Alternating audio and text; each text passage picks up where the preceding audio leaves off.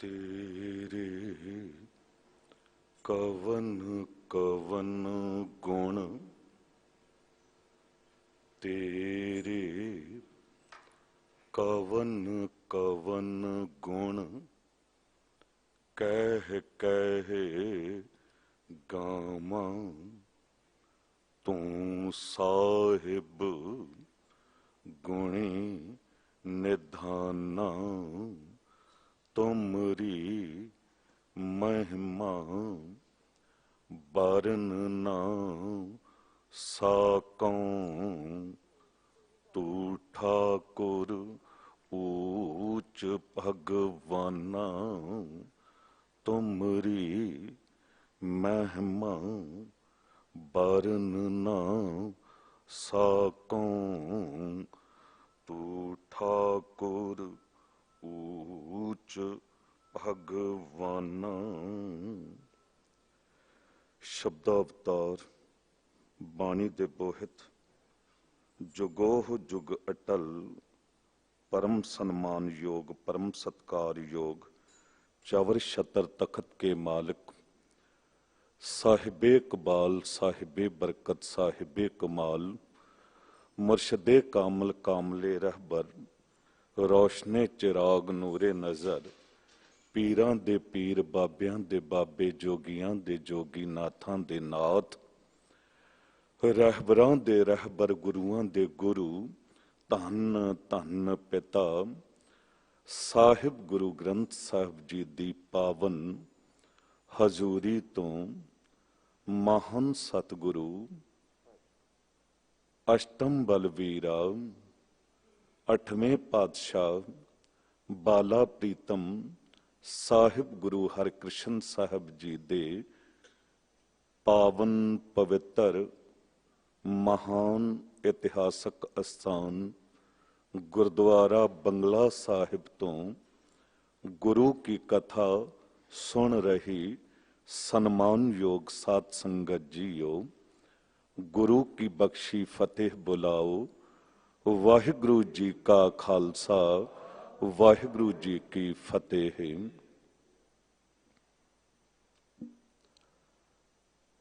सिफत सलाह वडियाई उस दी कीती जांदी है जिहदे च कोई गुण हुंदे ने। जो अत सुंदर हुंदा है, जिहदी सुंदरता बयान ना कीती जा सके, उस लई कई वारी बोल तक मुक जांदे हन कि शब्द ही नहीं मिल रहे। वो इन्ना सोहना है, एक ते हुंदा सुंदर, एक अत सुंदर। किसी दुनियावी मनुख लई जे शब्द वरतिया जावे अत सुंदर योग नहीं है, क्योंकि ये सुंदरता किसी मनुख दी, किसी पंछी दी, जानवर दी, ये सदा कायम रहने वाली नहीं है। एक अग दा सेक पैंदा है, ये सुंदरता बिनस जाती है। किसी ने तेजाब सुट दिता वैरी ने, सुंदरता बिनस जाती है। कोई झक्खड़ झुले, कोई एक्सीडेंट होया, सुंदरता दा नाश हो जाता है। बाहर दी सुंदरता सदा कायम रहने वाली नहीं है, पर अंदर दी सुंदरता जो है,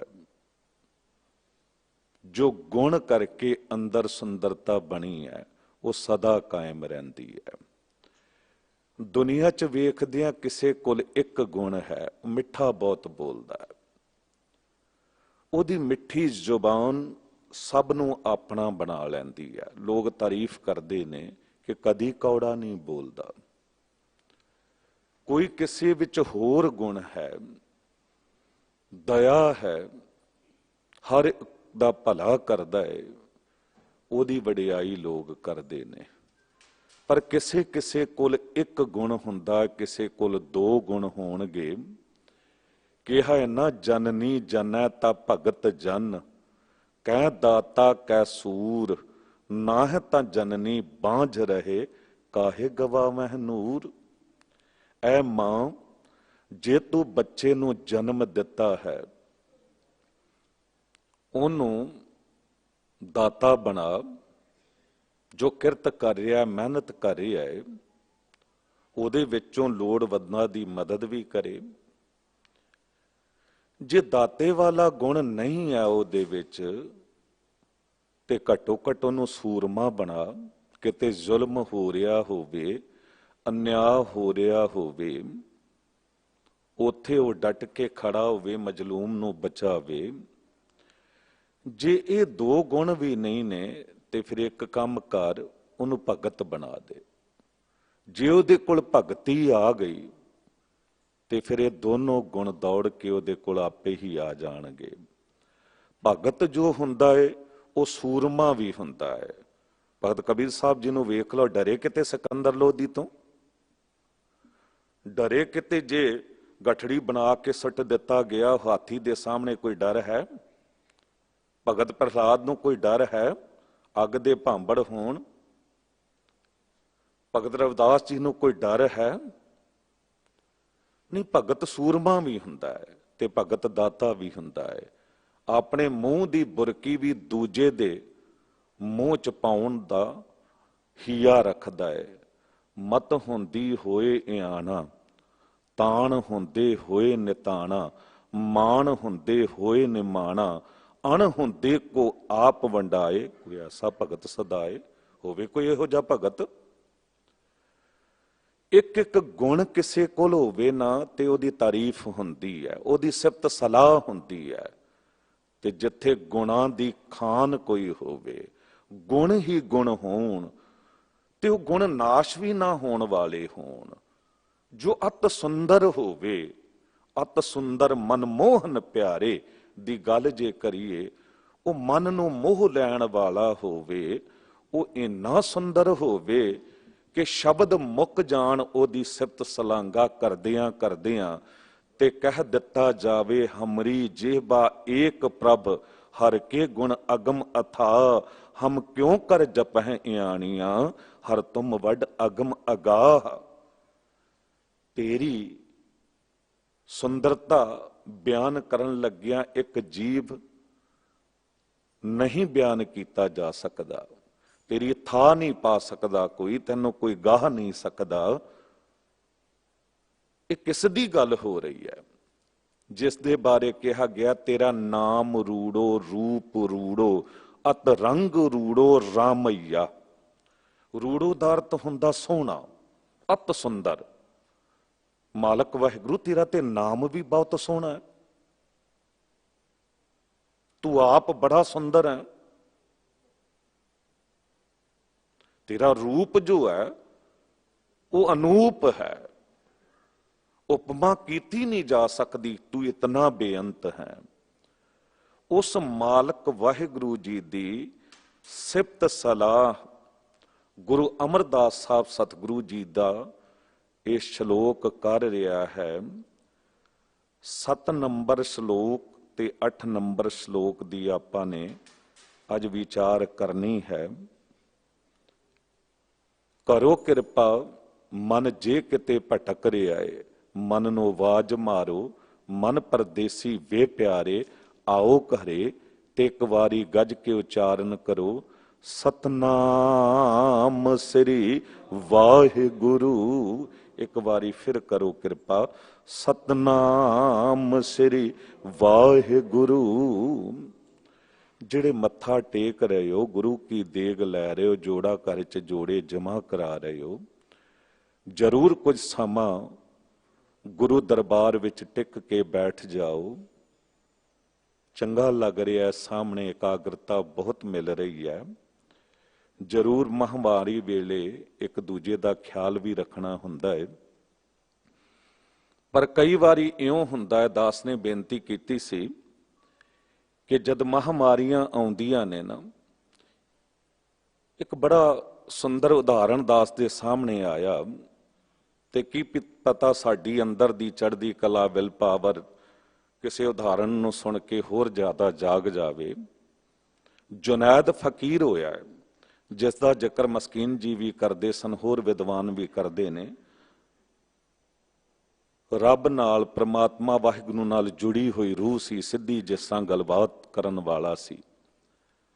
ਬਗਦਾਦ ਸ਼ਹਿਰ ਦੇ ਬਾਹਰ ਇਹਦਾ ਇੱਕ ਝੋਪੜਾ ਸੀ ਤੇ ਉਸ ਝੋਂਪੜੀ ਦੇ ਵਿੱਚ ਇਹ ਬੈਠਾ ਸੀ, ਖੁਦਾ ਦੀ ਬੰਦਗੀ ਕਰ ਰਿਹਾ ਸੀ। ਅਚਾਨਕ ਕੀ ਵੇਖਦਾ ਹੈ ਕਿ ਇੱਕ ਕੋਈ ਕਾਲੀ ਛਾਂ, ਵੱਡਾ ਕਾਲਾ ਸਾਇਆ ਉਹ ਬਗਦਾਦ ਸ਼ਹਿਰ ਵੱਲ ਜਾ ਰਿਹਾ ਹੈ। ਇਹਨੇ ਆਵਾਜ਼ ਮਾਰ ਕੇ ਰੋਕਿਆ, ਰੁਕ, ਕੌਣ ਹੈ ਤੂੰ? ਉਹਨੇ ਕਿਹਾ, ਮੈਂ ਮੌਤ ਹਾਂ ਤੇ ਬਗਦਾਦ ਸ਼ਹਿਰ ਵਿੱਚੋਂ ਅੱਜ 500 ਬੰਦੇ ਮਨੁੱਖ ਮੈਂ ਮਾਰਨੇ ਹਨ ਤੇ ਹੁਕਮ ਹੈ ਵਾਹਿਗੁਰੂ ਜੀ ਦਾ। ਹੁਣ ਫਕੀਰ ਸਿਜਦਾ ਕਰਨ ਵਾਲਾ ਸੀ ਖੁਦਾ ਅੱਲਾ ਪਰਮਾਤਮਾ ਵਾਹਿਗੁਰੂ ਨੂੰ, ਜੇ ਉਸ ਦਾ ਹੁਕਮ ਹੈ ਤੇ ਕੌਣ ਮੋੜ ਸਕਦਾ ਹੈ? ਜਾ। ਜਦ ਸ਼ਾਮ ਵੇਲੇ ਉਹੀ ਸਾਇਆ ਵਾਪਸ ਮੁੜਿਆ ਤੇ ਆਵਾਜ਼ ਮਾਰ ਕੇ ਰੋਕਿਆ, ਕਿਉਂਕਿ ਉਦੋਂ ਤੱਕ 500 ਨਹੀਂ, ਇੱਕ ਦਿਨ ਦੇ ਵਿੱਚ 5000 ਬੰਦੇ ਬਗਦਾਦ ਸ਼ਹਿਰ ਵਿੱਚ ਮਰ ਗਏ ਸਨ। ਤੇ ਇਹਨੇ ਕਿਹਾ, ਉਹ ਨਾਦਾਨ, ਬੇਈਮਾਨ, ਤੂੰ ਮੇਰੇ ਨਾਲ ਝੂਠ ਕਿਉਂ ਬੋਲਿਆ? ਜੇ ਤੂੰ ਮਾਰਨੇ ਹੀ 5000 ਸਨ ਤੇ 500 ਕਿਉਂ ਕਹੇ? ਉਹਨੇ ਕਿਹਾ, ਜੀ ਮੈਂ ਠੀਕ ਕਿਹਾ ਸੀ, ਮਾਰੇ 500 ਹੀ ਨੇ, ਪਰ ਉਹ 500 ਲੋਕਾਂ ਨੂੰ ਮਰਦਿਆਂ ਵੇਖ ਕੇ 4500 ਆਪੇ ਹੀ ਡਰ ਦੇ ਕਰਕੇ ਮਰ ਗਏ ਨੇ।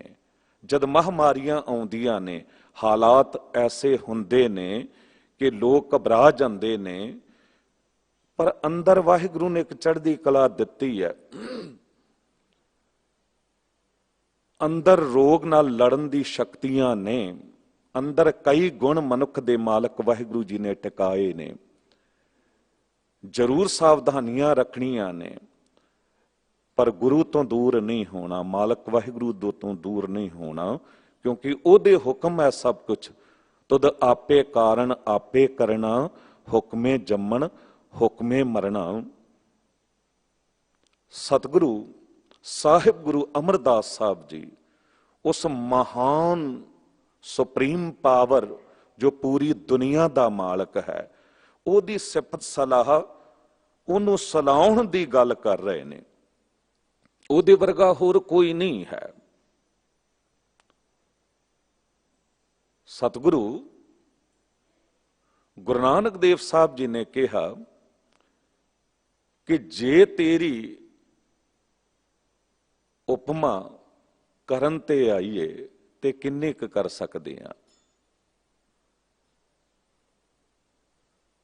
ਅਸੀਂ ਮੁੱਕ ਜਾਂਦੇ ਆ, ਸਾਡੇ ਸ਼ਬਦ ਮੁੱਕ ਜਾਂਦੇ ਨੇ। ਤੂੰ ਇਤਨਾ ਸੋਹਣਾ ਹੈ, ਤੂੰ ਆਪ ਸੋਹਣਾ ਹੈ, ਤੂੰ ਕੁਦਰਤ ਨੂੰ ਅਤ ਸੋਹਣਾ ਬਣਾਇਆ ਹੈ ਤੇ ਬਣਾ ਕੇ ਵੱਖ ਨਹੀਂ ਹੋ ਗਿਆ। ਦਾਸ ਨੇ ਇੱਕ ਦਿਨ ਬੇਨਤੀ ਕੀਤੀ ਸੀ ਕਿ ਕੋਈ ਕਲਾਕਾਰ ਕੋਈ ਮਿੱਟੀ ਦਾ ਭਾਂਡਾ ਬਣਾਉਂਦਾ ਹੈ, ਉਹਦੇ ਚ ਅਤ ਸੋਹਣੇ ਰੰਗ ਭਰ ਕੇ ਉਹਦੇ ਅੰਦਰ ਉੱਪਰ ਫੁੱਲ ਬੂਟੇ ਬਣਾ ਕੇ ਉਹਨੂੰ ਇੰਨਾ ਸੋਹਣਾ ਬਣਾ ਦਿੰਦਾ ਹੈ, ਪਰ ਬਣਾ ਕੇ ਵਿੱਚ ਨਹੀਂ ਬੈਠ ਜਾਂਦਾ, ਉਸ ਤੋਂ ਵੱਖ ਹੋ ਜਾਂਦਾ ਹੈ। ਉਹ ਭਾਂਡਾ ਜਗ੍ਹਾ ਜਗ੍ਹਾ ਜਾ ਕੇ ਵਿਕਦਾ ਹੈ। ਗਹਿਣੇ ਅਤ ਤੋਂ ਅਤ ਸੋਹਣੇ ਬਣਾਏ ਜਾਂਦੇ ਨੇ, ਪਰ ਬਣਾ ਕੇ ਕਲਾਕਾਰ ਵਿੱਚ ਨਹੀਂ ਬੈਠ ਜਾਂਦਾ, ਉਸ ਤੋਂ ਵੱਖ ਹੋ ਜਾਂਦਾ ਹੈ। ਫਰਨੀਚਰ ਐਸਾ ਐਸਾ ਸੋਹਣਾ ਬਣਾਇਆ ਜਾਂਦਾ ਹੈ ਕਿ ਵੇਖ ਕੇ ਲੋਕ ਅਸ਼ਸ਼ ਕਰ ਉੱਠਦੇ ਨੇ, ਪਰ ਬਣਾਉਣ ਵਾਲਾ ਵਿੱਚ ਨਹੀਂ ਬੈਠ ਜਾਂਦਾ, ਉਸ ਤੋਂ ਵੱਖ ਹੋ ਜਾਂਦਾ ਹੈ। ਅੱਤ ਦੀ ਸੋਹਣੀ ਬਿਲਡਿੰਗਾਂ ਇੰਜੀਨੀਅਰ ਨਕਸ਼ੇ ਬਣਾ ਕੇ ਖੜੀ ਕਰਦੇ ਨੇ, ਪਰ ਵਿੱਚ ਨਹੀਂ ਬੈਠ ਜਾਂਦੇ। ਪਰ ਇੱਕ ਕਲਾਕਾਰ ਇਹੋ ਜਿਹਾ ਹੈ, ਉਹ ਮਾਲਕ ਵਾਹਿਗੁਰੂ, ਜਿਸ ਨੇ ਹਰ ਇੱਕ ਕਲਾਕ੍ਰਿਤੀ ਨੂੰ ਬਣਾਇਆ ਹੈ ਤੇ ਦੁਨੀਆ 'ਚ ਜੋ ਕੁਝ ਬਣਿਆ ਹੈ ਉਹਨੂੰ ਬਣਾਉਣ ਵਾਲਿਆਂ ਨੂੰ ਵੀ ਉਹਨੇ ਬਣਾਇਆ ਹੈ, ਉਹਨੇ ਮੱਤ ਦਿੱਤੀ ਹੈ। ਉਹਨੇ ਜੇ ਕਿਤੇ ਪਾਣੀ ਦੇ 'ਚ ਲਾਈਟ ਬਿਜਲੀ ਰੱਖੀ, ਉਹਨੇ ਰੱਖੀ ਸੀ ਤਾਂ ਬੰਦੇ ਨੇ ਕੱਢੀ, ਬੰਦੇ ਨੇ ਆਪ ਨਹੀਂ ਕੱਢੀ, ਬੰਦੇ ਨੂੰ ਉਹਨੇ ਸਮਝ ਦਿੱਤੀ ਕਿ ਇਹ ਪ੍ਰਯੋਗ ਕਰੇਗਾ ਤੇ ਇਸ ਤਰ੍ਹਾਂ ਇਹ ਕੁਝ ਹੋਵੇਗਾ। ਨਾ ਕੋ ਮੂਰਖ ਨਾ ਕੋ ਸਿਆਣਾ, ਵਰਤੈ ਸਭ ਕੁਛ ਤੇਰਾ ਭਾਣਾ।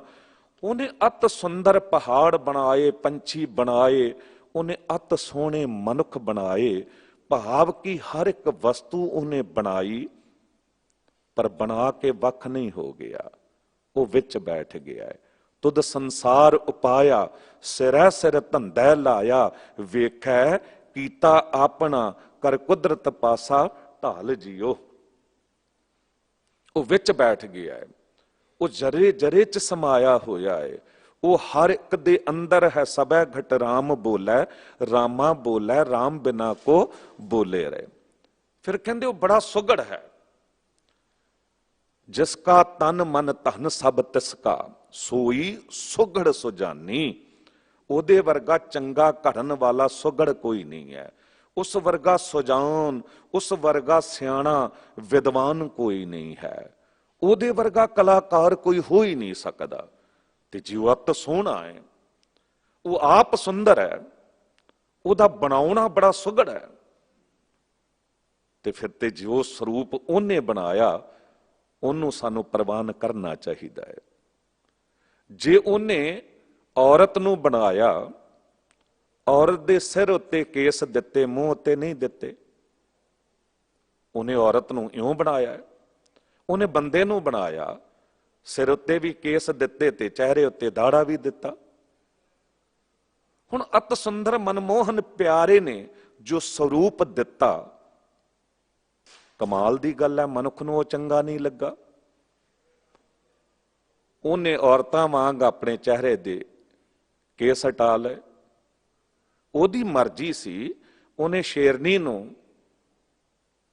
केस नहीं दिते, शेर नूं दिते ने। ते चाहिदा है शेर उस तरह रवे ते वो रहिंदा है। हुण मनुख की करदा है कि सारी उम्र उस परमात्मा वाहिगुरू नाल मत्था लाउंदा है।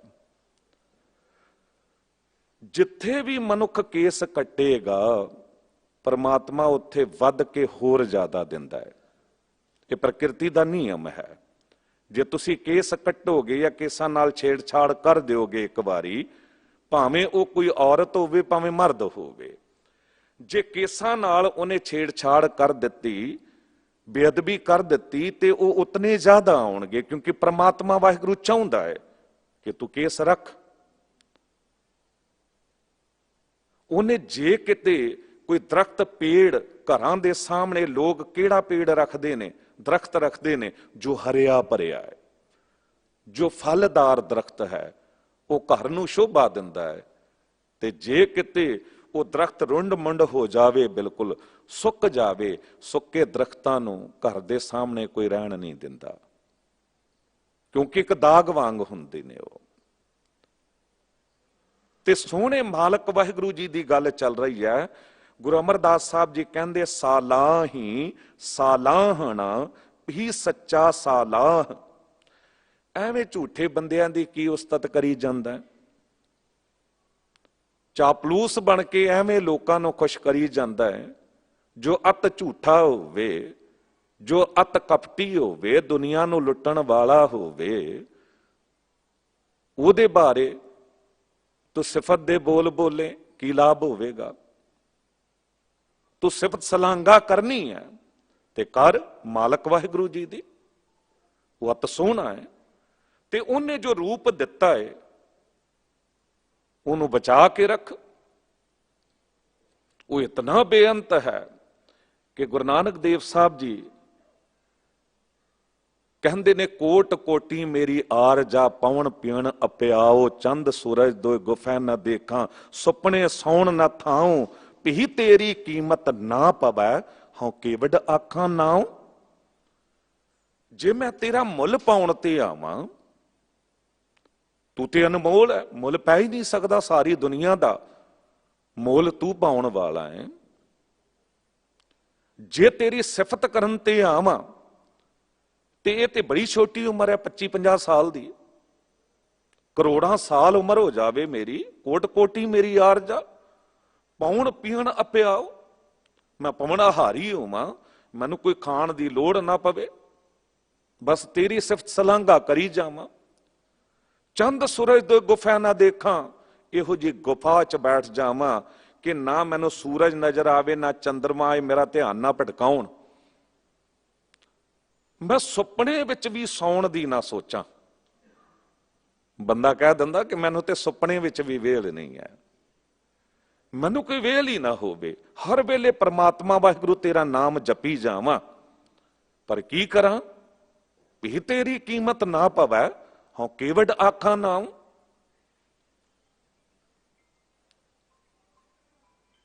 ਅਸਲ ਵਿੱਚ ਇਹ ਸ੍ਰੀ ਰਾਗ ਦਾ ਪੂਰਾ ਸ਼ਬਦ ਜੇ ਪੜ੍ਹ ਲਈਏ ਤੇ ਸਤਿਗੁਰੂ ਜੀ ਨੇ ਹੱਦ ਮੁਕਾ ਦਿੱਤੀ। ਭਾਵੇਂ ਸਮੁੰਦਰ ਹੋਣ, ਸਿਆਹੀ ਬਣ ਜਾਣ, ਸਾਰੀ ਵਨਸਪਤੀ, ਜੰਗਲਾਂ ਦੇ ਜੰਗਲ ਕਲਮ ਬਣ ਜਾਣ, ਹਵਾ ਦੇ ਵੇਗ ਨਾਲ ਲਿਖਿਆ ਜਾਵੇ, ਕਿ ਤੇਰੇ ਗੁਣਾਂ ਦੀ ਕਦਰ ਪੈ ਜਾਵੇਗੀ? ਨਹੀਂ, ਤੂੰ ਤੇ ਬੇਅੰਤ ਹੈ, ਹਰ ਇੱਕ ਗੁਣ ਤੇਰਾ ਦਿੱਤਾ ਹੋਇਆ ਹੈ, ਤੂੰ ਗੁਣਵਾਚਕ ਹੈ, ਤੇਰਾ ਹਰ ਇੱਕ ਨਾਮ ਗੁਣਾਂ ਨਾਲ ਭਰਪੂਰ ਹੈ। ਇਸ ਕਰਕੇ ਗੁਰੂ ਅਮਰਦਾਸ ਸਾਹਿਬ ਜੀ ਕਹਿੰਦੇ ਨੇ ਕਿ ਸੱਚੇ ਨੂੰ ਸਾਲਾਹ, ਨਾਨਕ ਸੱਚਾ ਏਕ ਦਰ, ਬੀਬਾ ਪਰ ਹਰ ਆਏ। ਉਹ ਇੱਕ ਬਹੁਤ ਸੱਚਾ ਹੈ, ਉਹਦੇ ਵਰਗਾ ਦੂਜਾ ਕੋਈ ਹੈ ਹੀ ਨਹੀਂ, ਹੋ ਹੀ ਨਹੀਂ ਸਕਦਾ। ਇਹ ਵੱਡ ਉੱਚਾ ਹੋਵੇ ਕੋਏ, ਤਿਸ ਉੱਚੈ ਕੋ ਜਾਣੈ ਸੋਏ। ਜਲਤੇ ਥਲ ਕਰ ਥਲਤੇ ਕੂਆਂ ਕੂਪ ਤੇ ਮੇਰ ਕਰਾਵੈ, ਧਰਤੀ ਤੇ ਆਕਾਸ਼ ਚੜਾਵੈ, ਚੜ੍ਹੇ ਆਕਾਸ਼ ਗਿਰਾਵੈ। ਕਿੰਨੀ ਕੁ ਵਡਿਆਈ ਉਹਦੀ ਕਰ ਲਾਂਗੇ ਜੇ ਉਹਨੂੰ, ਉਹ ਕਿਸੇ ਨੂੰ ਸੁੰਦਰ ਬਣਾਉਣ ਤੇ ਆਵੇ। ਧੰਨ ਧੰਨ ਰਾਮਦਾਸ ਗੁਰ, ਜਿਨ ਸਿਰਿਆ ਤਨੈ ਸਵਾਰਿਆ, ਪੂਰੀ ਹੋਈ ਕਰਾਮਾਤ ਆਪ ਸਿਰਜਣਹਾਰੈ ਧਾਰਿਆ। ਗੁਰੂ ਰਾਮਦਾਸ ਸਾਹਿਬ ਜੀ ਨੂੰ ਇਤਨਾ ਸੋਹਣਾ ਬਣਾ ਦਿੱਤਾ, ਕੇਵਲ ਸਿਰਜਿਆ ਨਹੀਂ, ਸੰਵਾਰਿਆ ਤੇ ਸ਼ਿੰਗਾਰਿਆ ਵੀ। ਜਦ ਨਾ ਜਨਮ ਲੈਂਦੇ ਸਾਰ ਮਾਂ ਚਲਾਣਾ ਕਰ ਗਈ, ਪਿਤਾ ਵੀ 7-8 ਸਾਲ ਦੀ ਉਮਰ ਦੇ ਚਲਾਣਾ ਕਰ ਗਿਆ ਹਰਦਾਸ ਜੀ। ਲੋਕਾਂ ਨੇ ਕਿਹਾ ਕਿ ਯਤੀਮ ਅਨਾਥ ਬੱਚਾ ਹੈ, ਰੁੱਲ ਜਾਵੇਗਾ, ਤੇ ਕੀਤਾ ਵੀ ਇਹ ਸ਼ਰੀਕਾਂ ਨੇ। ਕਿਸੇ ਨੇ ਦਰਵਾਜ਼ਾ ਨਹੀਂ ਖੋਲਿਆ, ਬਾਂਹ ਨਹੀਂ ਫੜੀ ਵੀ ਇਹ ਬੱਚਾ ਤੇ ਸਾਡੇ ਉੱਤੇ ਬੋਝ ਹੋ ਜਾਵੇਗਾ। ਪਰ ਕਿਸ ਨੂੰ ਪਤਾ ਸੀ ਕਿ ਇੱਕ ਦਿਨ ਉਹ ਆਵੇਗਾ ਕਿ ਯਤੀਮ ਅਨਾਥ ਬੱਚਾ ਜਿਹਨੂੰ ਕਿਹਾ ਜਾ ਰਿਹਾ ਹੈ, ਉਹ ਬੈਠਾ ਸੋਢੀ ਪਾਤਸ਼ਾਹ ਰਾਮਦਾਸ ਸਤਿਗੁਰੂ ਕਹਾਵੈ ਬਣ ਜਾਣਗੇ। ਤੇ ਗੁਰੂ ਰਾਮਦਾਸ ਸਾਹਿਬ ਜੀ ਦੀ ਸਿਫਤ ਕਰਦਿਆਂ ਵੀ ਸ਼ਬਦ ਮੁੱਕ ਜਾਂਦੇ ਨੇ। ਡਿੱਠੇ ਸਭੇ ਥਾਉ ਨਹੀਂ ਤੁਧ ਜਿਹਿਆ, ਬੱਧੋ ਪੁਰਖ ਵਿਧਾਤੇ ਤਾਂ ਸੋਹਿਆ। ਉਹ ਜੋ ਦਰ ਬਣਾਇਆ ਨਾ ਗੁਰੂ ਰਾਮਦਾਸ ਸਾਹਿਬ ਜੀ ਨੇ, ਜਿਸ ਸੱਚਖੰਡ ਦਰਬਾਰ ਸਾਹਿਬ ਦੀ ਰਚਨਾ ਕੀਤੀ, ਉਹਦੀ ਵਡਿਆਈ ਬਿਆਨ ਕਰਨ ਲੱਗਿਆਂ ਲੋਕਾਂ ਕੋਲ ਸ਼ਬਦ ਮੁੱਕ ਜਾਂਦੇ ਨੇ। ਇੱਕ ਕਵੀ ਹੋਇਆ ਹਰਦਾਸ,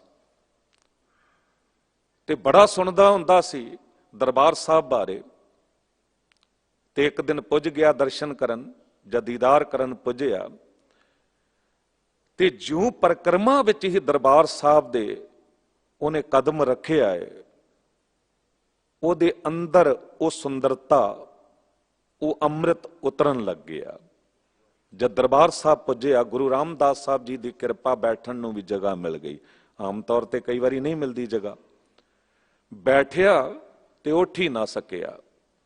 ਉਹ ਗੁਰੂ ਰਾਮਦਾਸ ਸਾਹਿਬ ਜੀ ਦੇ ਦਰ ਦੀ ਸੁੰਦਰਤਾ ਵੇਖ ਕੇ ਅਸ਼ ਕਰ ਉੱਠਿਆ। ਘੰਟਿਆਂ ਬੱਧੀ ਕੀਰਤਨ ਸੁਣਦਾ ਰਿਹਾ, ਤੇ ਜਦ ਬਾਹਰ ਨਿਕਲਿਆ ਤੇ ਕਵੀ ਹਿਰਦਾਸੀ 2 ਲਾਈਨਾਂ ਲਿਖ ਦਿੱਤੀਆਂ। ਦਰਬਾਰ ਸਾਹਿਬ ਨੂੰ ਸਮਰਪਿਤ ਉਹਨੇ ਲਿਖਿਆ, ਹਰ ਮੰਦਰ ਅਰ ਬੈਕੁੰਠ ਕੋ ਤੋਲ ਲਿਓ ਹਰਦਾਸ। ਹਰ ਮੰਦਰ ਅਰ ਬੈਕੁੰਠ ਕੋ ਤੋਲ ਲਿਓ ਹਰਦਾਸ। ਭਾਰੋਹ ਤੋ ਸੋ ਟਿਕ ਗਇਓ ਹੌਲੋ ਚੜਿਓ ਆਕਾਸ਼। ਭਾਰੋਹ ਤੋ ਸੋ ਟਿਕ ਗਇਓ ਹੌਲੋ ਚੜਿਓ ਆਕਾਸ਼। ਕਹਿੰਦੇ ਅੱਜ ਮੈਨੂੰ ਸਮਝ ਆਇਆ ਕਿ ਆਕਾਸ਼ ਦੇ ਬੈਕੁੰਠ ਦੀਆਂ ਗੱਲਾਂ ਲੋਕ ਕਰਦੇ ਨੇ, ਉਹ ਤੇ ਬੜਾ ਹੌਲਾ ਸੀ, ਕਿੱਥੇ ਗਵਾਚ ਗਿਆ, ਹੈ ਵੀ ਕਿ ਨਹੀਂ ਹੈ ਪਤਾ ਨਹੀਂ। ਪਰ ਅਸਲ ਬੈਕੁੰਠ ਤਾਂ ਇਹ ਹੈ, ਤਾਹਾਂ ਬੈਕੁੰਠ ਜਹ ਕੀਰਤਨ ਤੇਰਾ, ਤੂੰ ਆਪੇ ਸ਼ਰਧਾ ਲਾਹੇ। ਇਹ ਪਤਾ ਗੁਰੂ ਗ੍ਰੰਥ ਸਾਹਿਬ ਜੀ ਦਾ ਦਰਬਾਰ, ਇਹ ਗੁਰੂ ਹਰਕ੍ਰਿਸ਼ਨ ਬਾਲਾ ਪ੍ਰੀਤਮ ਸਾਹਿਬ ਜੀ ਦਾ ਦਰਬਾਰ, ਇਹ ਗੁਰੂ ਤੇਗ ਬਹਾਦਰ ਸਾਹਿਬ ਜੀ ਦਾ ਅਸਥਾਨ ਗੁਰਦੁਆਰਾ ਸੀਸਗੰਜ ਸਾਹਿਬ, ਇਹ ਇਤਿਹਾਸਕ ਸਥਾਨ ਫਤਿਹਗੜ੍ਹ ਸਾਹਿਬ ਦੁਨੀਆ ਨਤਮਸਤਕ ਹੁੰਦੀ ਆ ਕੇ, ਤੇ ਵੇਖਦਿਆਂ ਕਈ ਵਾਰੀ ਐਜ਼ ਏ ਹੈਡਗੰਥੀ ਗੁਰਦੁਆਰਾ ਸੀਸਗੰਜ ਸਾਹਿਬ ਉੱਥੇ ਦਾ ਸੇਵਾਦਾਰ ਹੋਣ ਦੇ ਨਾਤੇ ਲੋਕ ਆ ਕੇ ਗੱਲਾਂ ਕਰਦੇ ਨੇ, ਕਹਿੰਦੇ ਬਾਹਰ ਖੜੇ ਹੋ ਕੇ ਜਦ ਵੇਖਦੇ ਆ ਨਾ ਸੀਸਗੰਜ ਸਾਹਿਬ ਨੂੰ ਉੱਪਰ ਨਜ਼ਰ ਕਰਕੇ, ਤੇ ਕਹਿੰਦੇ ਅਸਮਾਨ ਨੂੰ ਛੂੰਦੀ ਹੋਈ ਇਹਦੀ ਵਡਿਆਈ ਤੇ ਉਚਾਈ ਨਜ਼ਰ ਆਉਂਦੀ ਹੈ। ਇਉਂ ਲੱਗਦਾ ਹੈ ਕਿ ਇਸ ਦੇਸ਼ ਦਾ ਇਹ ਸਿਰ ਹੈ, ਇਹ ਅਣਖ ਗੈਰਤ ਹੈ, ਇਹ ਮਾਣ ਹੈ। ਗੁਰੂ ਦੀ ਸੁੰਦਰਤਾ ਦੇ ਸਾਹਮਣੇ ਦੁਨੀਆ ਨਤਮਸਤਕ ਹੁੰਦੀ ਹੈ, ਸਿੱਖ ਦੀ ਸੁੰਦਰਤਾ ਦੇ ਸਾਹਮਣੇ ਦੁਨੀਆ ਨਤਮਸਤਕ ਹੁੰਦੀ ਹੈ। ਅੱਜ ਅੰਗਰੇਜ਼ ਫਿਲਾਸਫਰ ਵਿਦਵਾਨ ਦੁਨੀਆ ਨੂੰ ਕਹਿੰਦੇ ਨੇ ਕਿ ਦੁਨੀਆ ਦਾ ਸਭ ਤੋਂ ਕੋਈ ਸੁੰਦਰ ਮਨੁੱਖ ਹੈ ਤੇ ਉਹ ਇੱਕ ਸਿੱਖ ਹੈ। ਉਹ ਸਿੱਖ ਹੈ ਜਿਹਨੇ ਸਿੱਖੀ ਸਰੂਪ ਨੂੰ ਸੰਭਾਲਿਆ ਹੋਇਆ ਹੈ, ਜਿਹਨੇ ਸਿੱਖੀ ਸਰੂਪ ਨੂੰ ਸੰਭਾਲਿਆ ਹੋਇਆ ਹੈ। ਇਹ ਘਟਨਾ ਦਾ ਜ਼ਿਕਰ ਸ਼ਾਇਦ ਦਾਸ ਨੇ ਕਦੀ ਕੀਤਾ ਹੋਵੇ, ਚੇਤੇ ਆ ਗਈ, ਕਿਉਂਕਿ ਸੁੰਦਰਤਾ ਦੀ ਗੱਲ ਚੱਲ ਰਹੀ ਹੈ ਵਾਹਿਗੁਰੂ ਜੀ ਦੇ, ਤੇ ਉਹਨੇ ਹੀ ਮਨੁੱਖ ਨੂੰ ਸੁੰਦਰਤਾ ਦਿੱਤੀ ਹੈ।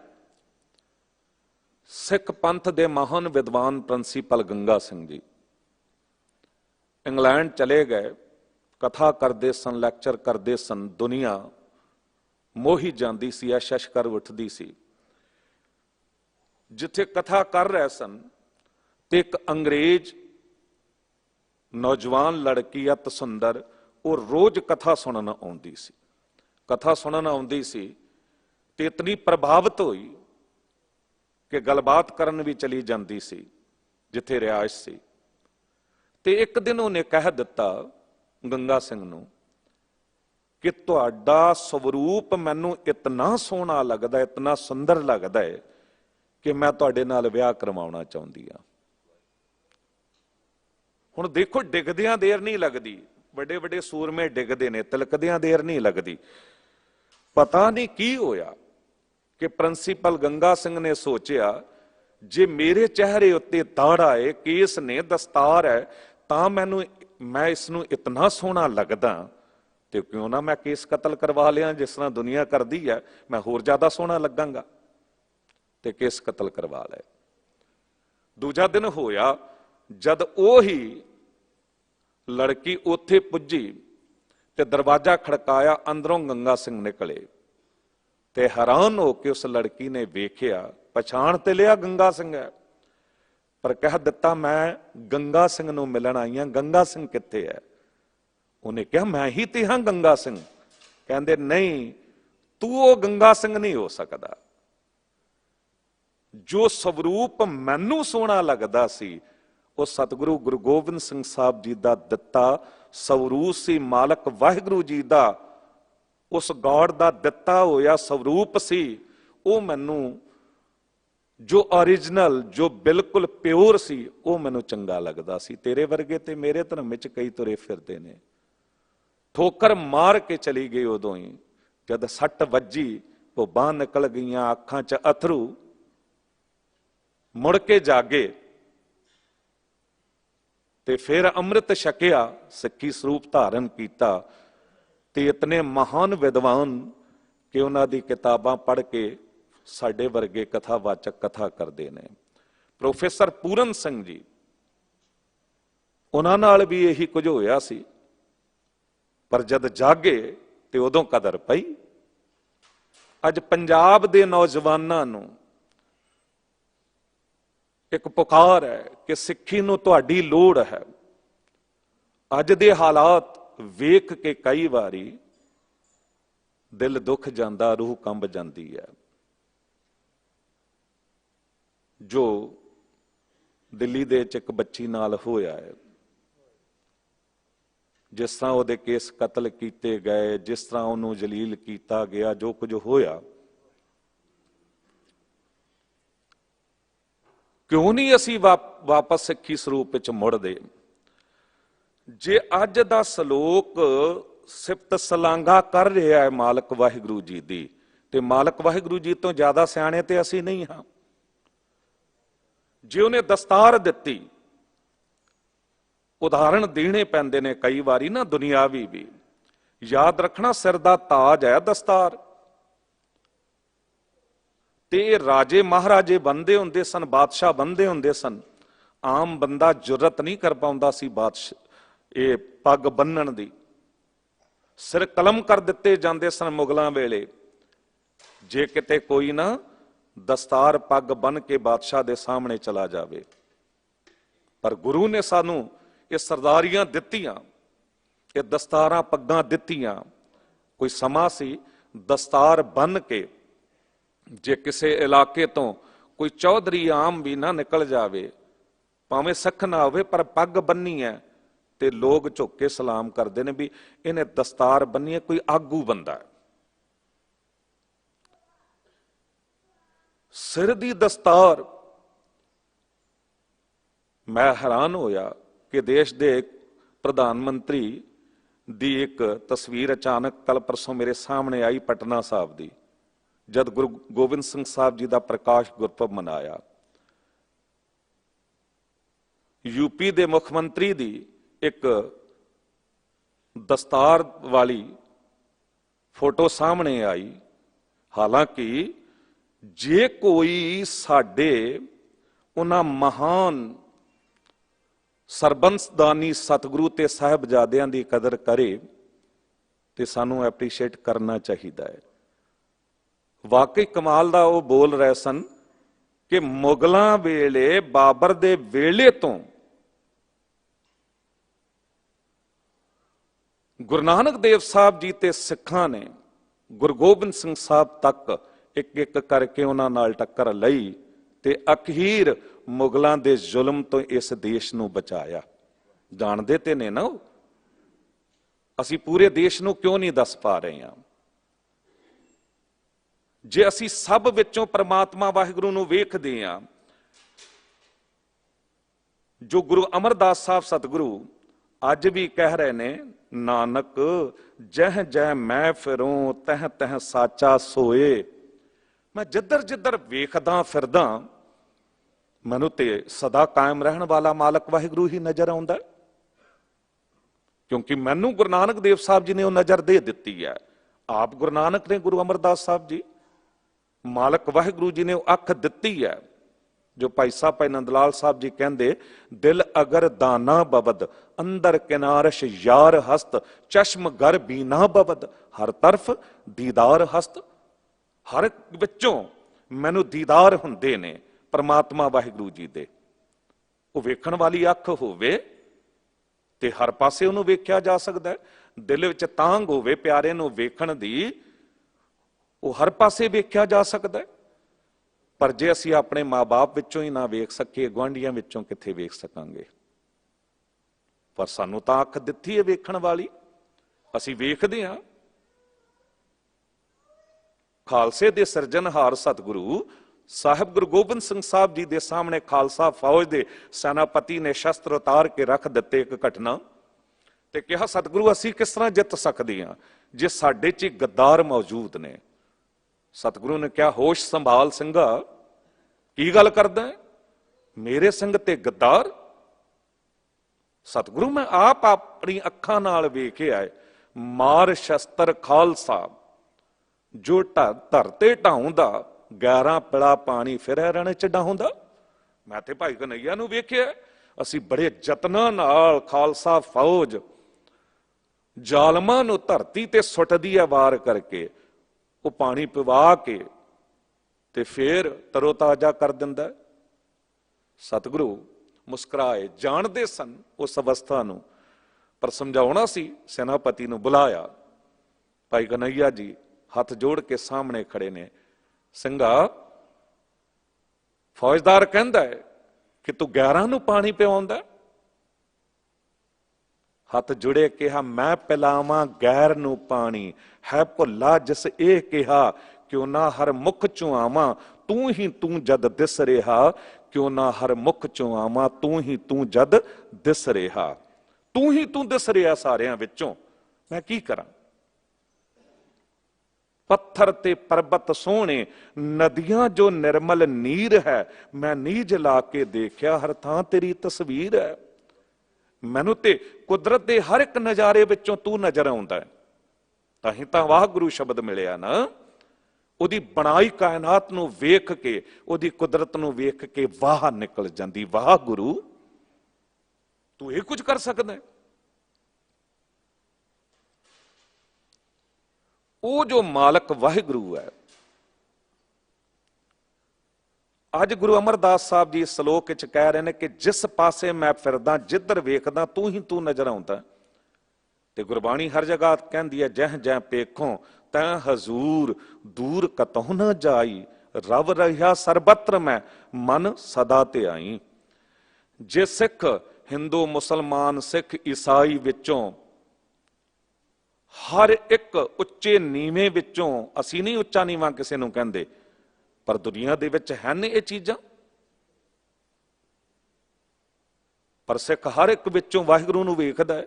ਸੰਗਤ ਤੇ ਪੰਗਤ ਦੀ ਮਰਿਆਦਾ ਬਰਾਬਰ ਸਭ ਨੂੰ ਬਿਠਾ ਕੇ ਤੇ ਲੰਗਰ ਛਕਾਇਆ ਜਾਂਦਾ ਹੈ। ਜੇ ਸਿੱਖ ਸਭ ਵਿੱਚੋਂ ਵੇਖ ਸਕਦਾ ਹੈ ਤੇ ਸਿੱਖਾਂ ਵਿੱਚੋਂ ਪ੍ਰਮਾਤਮਾ ਵਾਹਿਗੁਰੂ ਕਿਉਂ ਨਹੀਂ ਨਜ਼ਰ ਆ ਸਕਦਾ? ਅੱਲਾਹ ਖੁਦਾ ਕਿਉਂ ਨਹੀਂ ਨਜ਼ਰ ਆ ਸਕਦਾ? ਰਾਮ ਸ੍ਰਿਸ਼ਟੀ ਚ ਰਮਿਆ ਹੋਇਆ ਉਹ ਕਿਉਂ ਨਹੀਂ ਨਜ਼ਰ ਆ ਸਕਦਾ? ਅੱਜ ਦੇ ਹਾਲਾਤਾਂ ਅਨੁਸਾਰ ਅਸੀਂ ਤੇ ਵਿਤਕਰਾ ਕਰਦੇ ਨਹੀਂ ਆ। ਭਾਵੇਂ ਕੋਰੋਨਾ ਦੀ ਮਹਾਮਾਰੀ ਹੋਵੇ, ਭਾਵੇਂ ਹੋਰ ਮਹਾਮਾਰੀਆਂ ਹੋਣ, ਹੜ੍ਹ ਆਏ ਹੋਣ, ਅੱਗ ਦੇ ਭਾਂਬੜ ਕਿਤੇ ਬਲੇ ਹੋਣ, ਹਰ ਜਗ੍ਹਾ ਸਿੱਖ ਪਹੁੰਚ ਕੇ ਲੰਗਰ ਲਾਉਂਦੇ ਨੇ। ਇਹ ਅੱਜ ਤੋਂ ਥੋੜਾ ਗੁਰੂ ਅਰਜਨ ਦੇਵ ਸਾਹਿਬ ਜੀ ਨੇ ਉਦੋਂ ਜਦ ਮਹਾਮਾਰੀ ਫੈਲੀ, ਲਾਹੌਰ ਦੇ ਵਿੱਚ ਲੋਕ ਮਰ ਰਹੇ ਸਨ, ਗਲੀਆਂ ਲਾਸ਼ਾਂ ਨਾਲ ਭਰੀਆਂ ਹੋਈਆਂ ਸਨ, ਲੋਥਾਂ ਹੀ ਲੋਥਾਂ ਸਨ, ਉਦੋਂ ਜਾ ਕੇ ਉੱਥੇ ਲੰਗਰ ਲਾ ਦਿੱਤੇ ਸਨ। ਮਹਾਮਾਰੀ ਦੀ ਪਰਵਾਹ ਥੋੜਾ ਕੀਤੀ। ਪਰ ਅੱਜ ਦੇ ਹਾਲਾਤਾਂ ਵਿੱਚ ਦਾਸ ਨੇ ਕਦੀ ਵੀ ਨਾ ਪਹਿਲਾਂ ਇਹੋ ਜਿਹੀ ਕੋਈ ਗੱਲ ਨਹੀਂ ਕੀਤੀ ਹੈ। ਅੱਜ ਇੱਕ ਅਪੀਲ ਕਰਾਂਗਾ, ਬੇਨਤੀ ਕਰਾਂਗਾ, ਸਿੱਖੋ ਜਾਗੋ। ਸਾਨੂੰ ਲੋੜ ਹੈ ਸਰਕਾਰਾਂ ਨਾਲ ਸਾਂਝ ਪਾਉਣ ਦੀ, ਸਾਨੂੰ ਲੋੜ ਹੈ ਉਹਨਾਂ ਨਾਲ ਬੈਠਣ ਦੀ। ਇੰਨਾ ਸਰਮਾਇਆ ਤੁਸੀਂ, ਇਤਨੇ ਉਦਯੋਗਪਤੀ ਨੇ ਸਾਡੇ ਸਿੱਖਾਂ ਵਿੱਚ, ਕਰੋੜਾਂ ਰੁਪਈਆ ਉਹ ਦੂਜੇ ਪਾਸਿਆਂ ਤੇ ਖਰਚ ਦਿੰਦੇ ਨੇ। ਆਪਣੇ ਆਪਣੇ ਸਟੇਟ ਦੇ ਵਿੱਚ, ਸ਼ਹਿਰਾਂ ਵਿੱਚ ਜਿੱਥੇ ਕੋਈ ਸਿੱਖ MLA ਦੀ ਟਿਕਟ ਲਵੇ ਉਹਦੇ ਨਾਲ ਖੜੇ ਹੋ, ਉੱਥੇ ਜਾ ਕੇ ਲੰਗਰ ਲਾਓ, ਉੱਥੇ ਜਾ ਕੇ ਇਤਨੀ ਸੇਵਾਵਾਂ ਕਰੋ, ਉਹਨੂੰ ਜਿਤਾਓ। ਜੇ MP ਦੀ ਟਿਕਟ ਕੋਈ ਲੈਂਦਾ ਹੈ, ਸਿੱਖ ਨੂੰ ਜਿਤਾਓ, ਅੱਗੇ ਲਿਆਓ। ਇਹ ਆਪਣੀ ਝੂਠੀ ਹਉਮੈ ਨੂੰ ਤੇ ਝੂਠੇ ਝਗੜਿਆਂ ਨੂੰ ਛੱਡ ਦਿਓ। ਜੇ ਕਿਤੇ ਕਦੀ ਕਿਸੇ ਨੇ ਕਹਿ ਵੀ ਦਿੱਤਾ ਹੋਵੇ ਨਾ, ਕਿਸੇ ਪਾਰਟੀਬਾਜ਼ੀ ਕਰਕੇ, ਹੋਰ ਕਰਕੇ, ਸਾਂਝੇ ਤੌਰ ਤੇ ਮੈਂ ਸਭ ਆਗੂਆਂ ਨੂੰ ਕਹਿ ਰਿਹਾ ਕਿ ਜੀ ਮੈਂ ਨਹੀਂ MP ਦੀ ਟਿਕਟ ਲੈਣੀ, ਮੈਂ ਨਹੀਂ MLA, ਨਹੀਂ, ਆਓ ਅੱਗੇ। ਸਰਕਾਰਾਂ 'ਚ ਸਾਡਾ ਹਿੱਸਾ ਹੋਣਾ ਚਾਹੀਦਾ ਹੈ। ਮਾਲਕ ਵਾਹਿਗੁਰੂ ਜੀ ਨੇ ਤੁਹਾਨੂੰ ਲੀਡਰ ਬਣਾਇਆ, ਪਹਿਲਾਂ ਤੋਂ ਸਰਦਾਰ ਬਣਾਇਆ, ਆਗੂ ਬਣਾਇਆ, ਅਸੀਂ ਪਿੱਛ ਲੱਗੂ ਹੀ ਕਿਉਂ ਰਹਿ ਜਾਂਦੇ ਹਾਂ? ਇੱਕ ਉਦਯੋਗਪਤੀ ਸਿੱਖ ਜਿਹੜਾ ਹੈ, ਉਹਦੀ ਫੈਕਟਰੀਆਂ ਦੇ ਵਿੱਚ ਦਾਸ ਨੇ ਵੇਖਿਆ ਕਈਆਂ ਦੇ 5-5 ਹਜ਼ਾਰ ਵਰਕਰ ਕੰਮ ਕਰਦੇ ਨੇ। ਇਸ ਦਾ ਮਤਲਬ 5 ਹਜ਼ਾਰ ਪਰਿਵਾਰ ਆਲਰੇਡੀ ਤੇਰੇ ਨਾਲ ਜੁੜੇ ਹੋਏ ਨੇ। ਕਿਤੇ 1000 ਪਰਿਵਾਰ ਜੁੜਿਆ, ਕਿਤੇ 500 ਪਰਿਵਾਰ ਜੁੜਿਆ ਹੈ। ਕੋਈ ਕਿਸੇ ਵੀ ਸਟੇਟ ਦਾ CM, ਮੁੱਖ ਮੰਤਰੀ ਸਿੱਖਾਂ ਦੀ ਬੁਰਾਈ ਨਹੀਂ ਕਰਦਾ ਹੈ। ਪ੍ਰਧਾਨ ਮੰਤਰੀ ਜੀ ਨੇ ਕਦੀ ਵੀ ਬੁਰਾਈ ਨਹੀਂ ਕੀਤੀ ਸਿੱਖਾਂ ਦੀ। ਜੇ ਕਿਤੇ ਕੋਈ ਗੱਲ ਹੁੰਦੀ ਆਮ ਜਿਹਾ, ਕੋਈ ਕਿਸੇ ਇਲਾਕੇ ਦਾ ਕੋਈ ਛੋਟਾ ਮੋਟਾ ਨੇਤਾ ਉਹ ਕਿਸੇ ਨੂੰ ਖੁਸ਼ ਕਰਨ ਲਈ ਕੁਝ ਬੋਲ ਜਾਵੇ, ਉਹਦੀ ਪਰਵਾਹ ਨਾ ਕਰੋ, ਨੈਗੇਟਿਵ ਨਾ ਸੋਚੋ, ਪੋਜ਼ਿਟਿਵ ਰਹੋ। ਬੰਗਾਲ ਦੇ ਵਿੱਚ ਇੱਕ ਬਜ਼ੁਰਗ ਸਿੱਖ, ਉੱਥੇ ਤੇ ਸਿੱਖਾਂ ਦੀ ਤਾਦਾਦ ਵੀ ਨਹੀਂ ਹੈ, ਪਰ 5-7 ਵਾਰੀ ਉਹ MLA ਬਣ ਚੁੱਕੇ ਨੇ। ਬਜ਼ੁਰਗ ਲੋਕ ਜਿਤਾਉਂਦੇ ਨੇ ਕਿਉਂਕਿ ਸਿੱਖਾਂ ਦੇ ਵਿੱਚ ਜਜ਼ਬਾ ਹੈ। ਜਿਹੜੇ ਤੁਸੀਂ ਕੋਰੋਨਾ ਵੇਲੇ ਮੀਡੀਆ ਦੇ ਵਿੱਚ ਕੁਝ ਸਿੱਖਾਂ ਦੇ ਸਰੂਪ ਆਗੂ ਉਹ ਨਜ਼ਰ ਆਏ ਨੇ, ਜੇ ਕਿਤੇ ਕਿਸੇ ਜਗ੍ਹਾ ਤੇ ਕੋਈ ਸਿੱਖ ਟਿਕਟ ਲੈਂਦਾ ਹੈ ਤੇ ਉਹਦੀ ਮਦਦ ਤੁਸੀਂ ਚਲੇ ਜਾਓ, ਉਹਨੂੰ ਜਿਤਾਓ ਹਰ ਹਾਲ ਵਿੱਚ। ਕਿਉਂਕਿ ਕੱਲ ਦੇ ਜੋ ਹਾਲਾਤ ਬਣੇ ਨੇ ਉਹਦੇ ਵਿੱਚ ਜੇ ਕਿਤੇ ਸਾਡੇ ਲੋਕ ਸਰਕਾਰਾਂ ਵਿੱਚ ਹੋਣਗੇ, ਨੇੜੇ ਬੈਠ ਕੇ ਕੁਝ ਗੱਲ ਕਰ ਸਕਣਗੇ। ਇੱਕ ਡੀਜੀਪੀ ਮੇਰੇ ਕੋਲ ਬੈਠੇ ਸਨ, ਆਪਣੇ ਸਿੱਖ ਭਰਾ, ਉਹਨਾਂ ਦੀ ਨਿਮਰਤਾ ਵੇਖਣ ਵਾਲੀ ਸੀ, ਗੁਰੂ ਪ੍ਰਤੀ ਸ਼ਰਧਾ ਵੇਖਣ ਵਾਲੀ ਸੀ ਸੀਸਗੰਜ ਸਾਹਿਬ, ਸਿੱਖਾਂ ਪ੍ਰਤੀ ਦਰਦ ਵੇਖਣ ਵਾਲਾ, ਤੇ ਉਹ ਭਲਾ ਕਰਦੇ ਨੇ ਜਿੱਥੇ ਵੀ ਲੋੜ ਪਵੇ। ਇੱਥੇ ਦਿੱਲੀ ਦੇ ਵਿੱਚ ਕਈ ਜੁਆਇੰਟ ਕਮਿਸ਼ਨਰ, ਹੋਰ ਡੀਸੀਪੀ ਵੇਖੇ ਨੇ, ਏਸੀਪੀ ਵੇਖੇ ਨੇ ਜੋ ਸਿੱਖ ਸਨ, ਜਿੱਥੇ ਲੋੜ ਪੈਂਦੀ ਸੀ ਕਰਦੇ ਸਨ। ਆਈਏਐਸ ਦੇਖੇ ਨੇ ਮੈਂ, ਇੱਕ ਬੱਦਨ ਸਾਹਿਬ ਸੀ ਆਈਏਐਸ, ਬਹੁਤ ਬਜ਼ੁਰਗ ਸਨ, ਰਿਟਾਇਰ ਹੋ ਗਏ। ਉੱਤਰਾਖੰਡ ਇੰਨੀ ਉਹਨਾਂ ਨੇ ਸਿੱਖਾਂ ਦੀ ਮਦਦ ਕੀਤੀ ਜਿੱਥੇ ਲੋੜ ਪਈ। ਅੱਜ ਪਤਾ ਸਾਡੇ ਹਾਲਾਤ ਕੀ ਹੋ ਗਏ ਨੇ, ਮੈਨੂੰ ਨਾ ਸਾਰੇ ਆਗੂ ਮਾਫ ਕਰ ਦੇਣਾ, ਅੱਜ ਉਹ ਪਿੰਡਾਂ ਦੇ ਗੁਰਦੁਆਰੇ ਸਿੰਘ ਸਭਾ ਦਾ ਪ੍ਰਧਾਨ ਬਣਨ ਲਈ ਇਤਨੇ ਝਗੜੇ ਨੇ, ਵੱਡੀ ਸੰਸਥਾਵਾਂ ਦੇ ਪ੍ਰਧਾਨ ਬਣਨ ਲਈ, ਆਗੂ ਬਣਨ ਲਈ ਇਤਨੇ ਝਗੜੇ ਨੇ ਇੱਕ ਦੂਜੇ ਨਾਲ, ਸਭ ਕੁਝ ਹਰ ਹਾਲਾਤ ਤੱਕ ਜਾਂਦੇ ਆ ਅਸੀਂ। ਨਹੀਂ, ਹੁਣ ਕੁਝ ਹੋਰ ਕਰੋ। ਜੇ ਕਿਸੇ ਗੁਰਦੁਆਰੇ ਦਾ ਕੋਈ ਪ੍ਰਧਾਨ ਬਣ ਗਿਆ ਹੈ, ਕਿਸੇ ਇਲਾਕੇ ਦੀ ਸਿੰਘ ਸਭਾ ਦਾ, ਕਿਸੇ ਵੀ ਸਟੇਟ ਦੇ ਵਿੱਚ ਕਿਸੇ ਨੂੰ ਸੇਵਾ ਗੁਰੂ ਨੇ ਦੇ ਦਿੱਤੀ ਹੈ, ਉਹਦੇ ਨਾਲ ਖੜੇ ਹੋ ਤੇ ਹੁਣ ਕਹੋ ਕਿ ਭਰਾਵਾ ਤੈਨੂੰ ਇਹ ਸੇਵਾ ਮਿਲ ਗਈ ਹੈ, ਹੁਣ ਜੇ ਕਿਤੇ ਕਿਸੇ ਜਗ੍ਹਾ ਤੇ ਸਰਕਾਰ ਵਿੱਚ ਐਮਪੀ ਐਮਐਲਏ ਦੀ ਟਿਕਟ ਮੈਨੂੰ ਮਿਲਦੀ ਹੈ ਤੇ ਮਦਦ ਚਾਹੋ।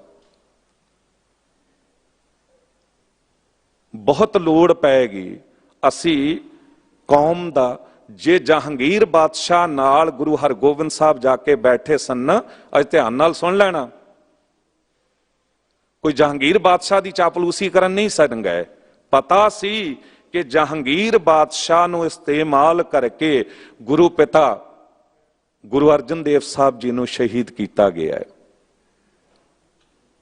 ਪਰ ਗੁਰੂ ਹਰਗੋਬਿੰਦ ਸਾਹਿਬ ਪੁੱਜੇ, ਜਹਾਂਗੀਰ ਨਾਲ ਬੈਠੇ, ਜਹਾਂਗੀਰ ਨੂੰ ਸਾਰਾ ਕੁਝ ਸਮਝ ਆ ਗਈ, ਝੁਕਿਆ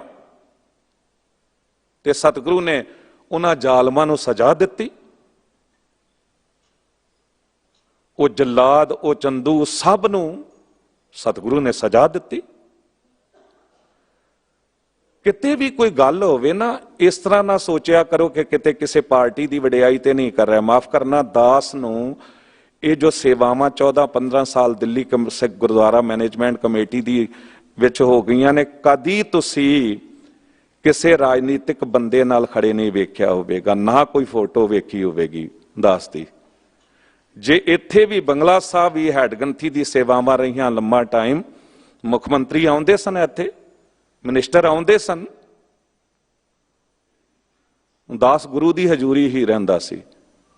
ਸਿਰਫ ਇਸ ਕਰਕੇ ਕਹਿ ਰਹੇ ਹਾਂ ਕਿ ਮਤਾਂ ਕਿਤੇ ਕੋਈ ਕਹਿ ਦਵੇ ਕਿ ਫਲਾਣਾ। ਹੁਣ ਜੇ ਪ੍ਰਧਾਨ ਮੰਤਰੀ ਮਨਮੋਹਨ ਸਿੰਘ ਜੀ ਨੇ, ਕੋਈ ਸਮਾਂ ਸੀ 1984 ਦੇ ਦੰਗਿਆਂ ਬਾਰੇ ਪਾਰਲੀਮੈਂਟ ਦੇ ਵਿੱਚ ਮਾਫੀ ਮੰਗੀ, ਸਿਰ ਝੁਕਾ ਕੇ ਸਿੱਖਾਂ ਤੋਂ, ਤੇ ਵਡਿਆਈ ਸੀ। ਉਹ ਵਕਤ ਦੇ ਪ੍ਰਧਾਨ ਮੰਤਰੀ ਸਨ, ਪਾਰਟੀ ਨਹੀਂ ਵੇਖਣੀ। ਜੇ ਅੱਜ ਦੇ ਪ੍ਰਧਾਨ ਮੰਤਰੀ ਵੇਲੇ ਜੇ ਕਿਤੇ 1984 ਦੇ ਦੰਗੇ ਕਰਵਾਉਣ ਵਾਲਿਆਂ ਨੂੰ, ਜਿਨ੍ਹਾਂ ਨੂੰ ਇੰਨੇ ਸਾਲਾਂ ਤੋਂ ਸਜ਼ਾਵਾਂ ਨਹੀਂ ਸਨ ਮਿਲੀਆਂ, ਅੱਜ ਜੇ ਮਿਲੀਆਂ ਨੇ, ਤੇ ਕਿਉਂ ਨਾ ਅਸੀਂ ਐਪਰੀਸ਼ੀਏਟ ਕਰੀਏ ਉਸ ਗੱਲ ਨੂੰ। ਦਾਸ ਨੇ ਵੇਖਿਆ ਜਦ ਕੁਝ ਸਾਲ ਪਹਿਲਾਂ ਇਲੈਕਸ਼ਨ ਸਨ ਇੱਥੇ, ਤੇ ਅਮਰੀਕਾ, ਕੈਨੇਡਾ, ਇੰਗਲੈਂਡ ਤੋਂ ਕੁਝ ਲੋਕਾਂ ਨੂੰ ਇਤਨਾ ਸਰਮਾਇਆ ਪੈਸਾ ਭੇਜਿਆ ਗਿਆ ਤਾਂ ਕਿ ਉਹ ਖੜੇ ਹੋ ਸਕਣ। ਪਰ ਖੜੇ ਹੋਣ ਤੋਂ ਬਾਅਦ ਉਹ ਸਮਾਂ ਵੀ ਆਇਆ ਕਿ ਫਿਰ ਸਿੱਖਾਂ ਨੂੰ ਟਿਕਟਾਂ ਨਹੀਂ ਮਿਲਣੀਆਂ। ਨਹੀਂ, ਯਤਨ ਕਰੋ, ਸਾਡੇ ਬੱਚੇ ਆਈਏਐਸ ਬਣਨ, ਸਾਡੇ ਬੱਚੇ ਆਈਪੀਐਸ ਬਣਨ, ਸਾਡੇ ਆਗੂ ਜਿਹੜੇ ਨੇ, ਜੇ ਕਿਤੇ ਤੁਸੀਂ ਕਾਰੋਬਾਰ ਵੱਡਾ ਖੜਾ ਕਰਕੇ ਦੇ ਦਿੱਤਾ ਬੱਚਿਆਂ ਨੂੰ, ਅੱਜ ਤੁਹਾਡੇ 'ਚ ਜੁਰਤ ਹੈ, ਤੁਸੀਂ ਕਰ ਸਕਦੇ ਹੋ ਕਿਸੇ ਸਟੇਟ ਦੇ ਵਿੱਚ MP MLA बन सकते हो, बनो या किसी नूं बनाओ। किते ना किते सिख नूं ते दर्द होवेगा सिख बारे। अज इन्नी वड्डी यूपी है,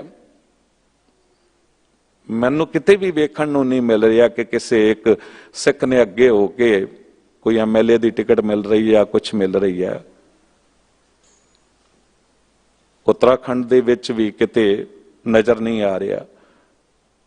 हो सकता मैं भुल रहा हां, पर क्यों इन्नी तादाद है। मिनी पंजाब कहा जाता है उत्तराखंड के इलाके नूं, क्योंकि साडे विच जिहड़े लोग ने ना, वो होर इलाके दे MLA वो लोग भी तुहाडे तो फंड लै जांदे ने, वो भी तुहाडे तो बड़ा सरमाया लैंदे ने ते जितदे ने।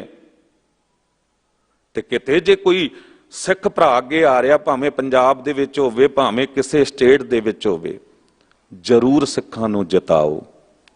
फिर सरकारां नाल बैठो, सांझ पाओ। जे किसी स्टेट का कोई CM मुख मंत्री है, उन्होंने किसी पार्टी नाल जोड़ के ना देखो। जे कोई प्रधानमंत्री है, उन्होंने पार्टी नाल जोड़ के ना देखो। देश का वो देख के इतना मान सम्मान दो, रजा दो अगले नूं, क्योंकि बंदा ही है ना।